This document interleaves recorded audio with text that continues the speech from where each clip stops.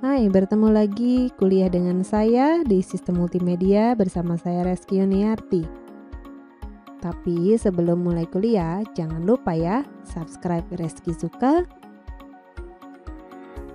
like, dan share video ini. Terima kasih.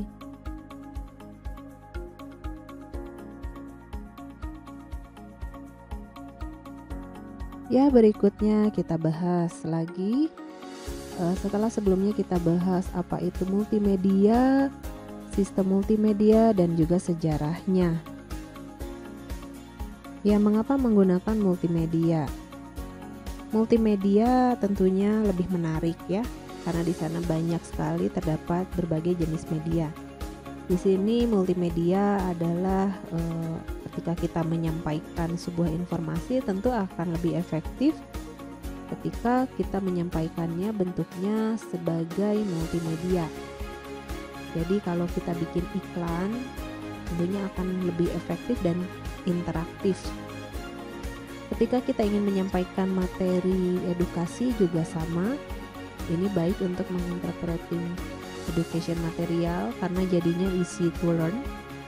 Multimedia juga menarik dan interaktif. Mengapa semua orang tertarik pada multimedia? Karena tadi ya menarik dan interaktif. Ada alasan mengapa manusia lebih bisa menerima informasi ketika bentuknya multimedia.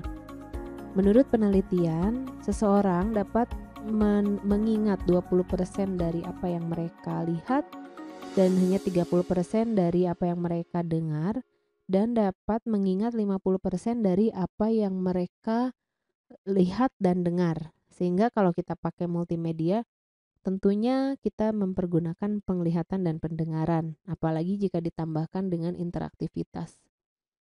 Dengan adanya multimedia juga mengubah bagaimana kita hidup ya, bagaimana kita bekerja, bagaimana kita berbelanja. Sekarang Anda berbelanja menggunakan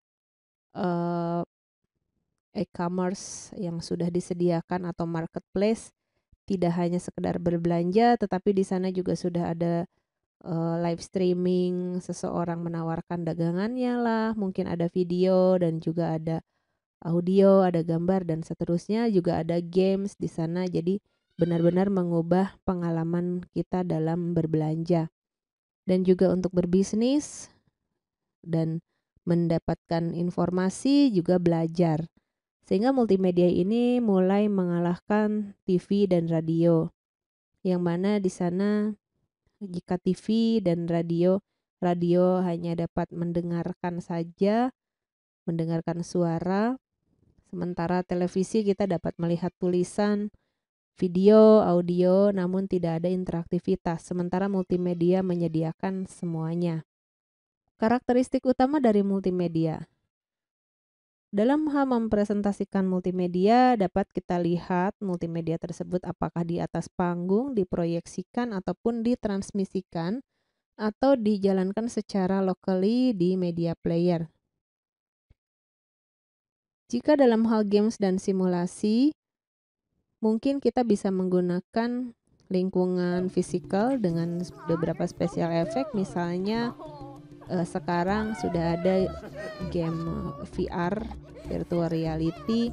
Anda bisa merasakan seolah-olah berada di sana, di lingkungan game. Anda imersif ke sana dengan sangat interaktif ya.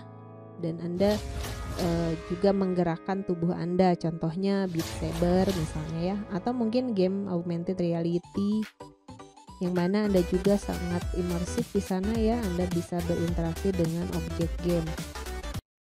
Dan juga game-game online yang multi online player game, atau mungkin game yang Anda install secara offline di komputer, itu pun juga disebut multimedia. Ya, jadi game system atau simulator juga sama saja, itu juga masuk ke karakteristik dari multimedia. Nah, ini adalah contoh dari live performance multimedia, pertunjukan leisure show.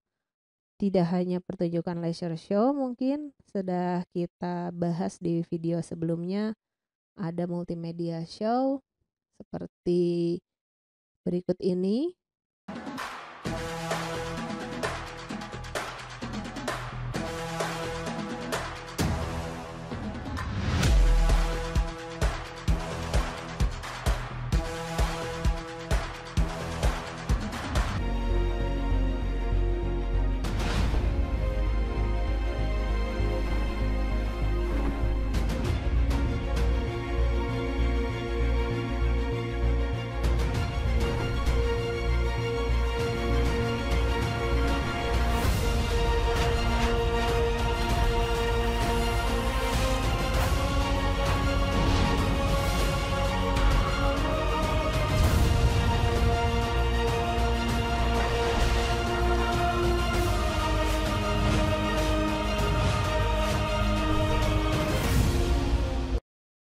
Kemudian juga ada video mapping yang sudah kita bahas sebelumnya.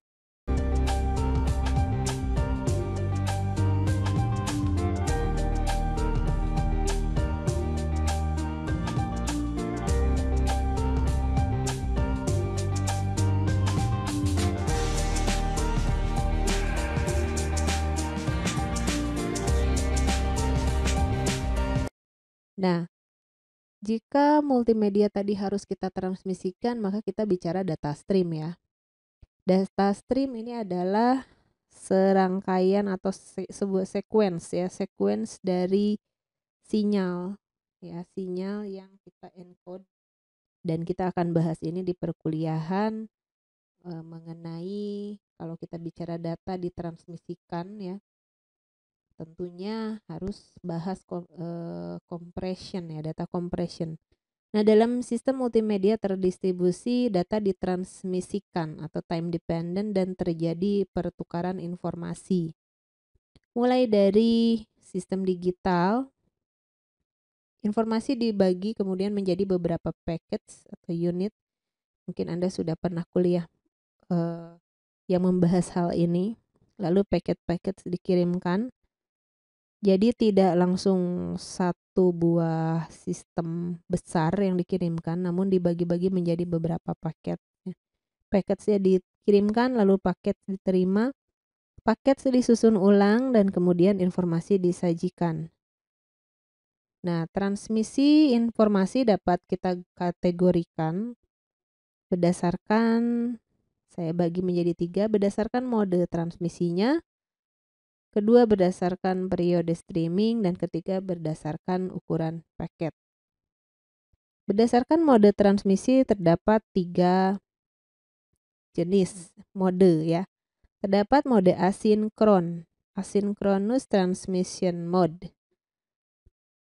Ini adalah komunikasi tanpa batas waktu. Paket mencapai penerima secepat mungkin. Paket yang dikirim cepat karena tidak perlu adanya sinkronisasi. Informasi untuk discrete media dapat ditransmisikan sebagai asynchronous data stream. Contohnya misalnya transmisi email. Kemudian yang kedua ada synchronous transmission mode. Nah, kalau yang ini terdapat batas waktu tunda maksimal untuk setiap paket dari suatu data stream. Karena namanya sinkronus sehingga butuh sinkronisasi. Jadi kalau begini harus ada buffer ya. Penerima butuh buffer untuk menyimpan data sementara sambil menunggu paket lengkap. Kemudian ada isochronous transmission mode. Di sini terdapat batas waktu tunda maksimal dan minimal. Melakukan garansi paket diterima dengan baik. Klien memberikan informasi kepada server tentang statusnya, namun membutuhkan buffer yang sangat besar. Oke, ini sudah saya jelaskan ya untuk jenis transmisi. Oke, jadi kalau asinkron high speed data transmission ya. Kalau sinkronus ini continuous ya, continuous stream. Dan kalau isochron ini misalnya pada tadi ya membutuhkan buffer yang sangat cepat ya. Isochron format for data transmission is procedure or protocol in which each information character or byte is individually synchronized or framed by the use of start and stop elements, also referred to as start bits and stop bits. Jadi memang harus ada garansi paket diterima dengan baik. Kemudian, nah mission of the day. Tadi kan ada dibagi 3 kategori ya, berdasarkan mode transmisi, berdasarkan periode streaming, dan juga berdasarkan ukuran paket. Nah, karena Anda sudah pernah berkuliah mata kuliah yang membahas ini, maka mission of the day-nya adalah jelaskan deskripsi berikut ini. Anda bisa baca ya. Kalau terlalu cepat silahkan di screenshot dulu sebentar, terus Anda catat. Oke, kerjakan mission of the day-nya, kemudian disubmit sebelum waktunya habis ya, sampai waktu yang ditentukan. Tulis tangan menggunakan tinta apa saja silakan bebas ditulis tangan ya. Ditulis tangan. Jika perlu menggambarkan silahkan, ada yang harus digambar. Misalnya ingin menggambarkan periode streaming, silahkan digambarkan boleh. Tulisan tangan Anda difoto, jangan lupa diberi nama, difoto lalu kumpulkan dalam satu file PDF. Oke, itu mission of the day. Nah, untuk bidang dan karir di multimedia ini tentunya sangat-sangat banyak, mengikuti perkembangan zaman ya, semakin kesini semakin dicari ya. Seperti desainer grafis dan ilustrasi, game designer dan developernya. Mungkin Anda yang senang membuat game atau mendesain game, silahkan ada banyak software atau engine yang bisa dipakai, misalnya Unity yang sekarang sedang kekinian ya. Unity, Unreal, atau mungkin yang agak mudah misalnya Anda mau pakai Scratch untuk coba-coba belajar, silahkan, itu buat anak-anak ya, Scratch. Kemudian karirnya juga sangat banyak ya, karena banyak bertebaran, mulai sekarang banyak bertebaran game host gitu ya. Kemudian ada 3D designer, animator, banyak sekali ya karir di bidang multimedia. Di perfilman, di multimedia management, di HCI atau interaction design, user experience. Nah, sekarang ada UX designer istilahnya ya. Pokoknya di sini banyak sekali.